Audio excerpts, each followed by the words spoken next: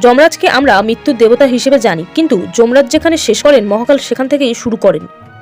পুরাণ ঘাটলে দেখা যায় যমরাজ নিজেও মহাকালের আজ্ঞা ছাড়া কারোর প্রাণ হরণ করতে সাহস পান না।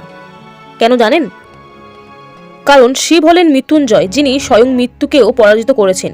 ভক্তরা বিশ্বাস করেন যারা মহাকালের শরণাপন্ন হন তাদের অকাল মৃত্যু বা অপমৃত্যু হতে পারে না। স্বয়ং কাল বা মৃত্যুও কোনো ব্যক্তিকে স্পর্শ করার আগে মহাকালের অনুমতি প্রার্থনা করে।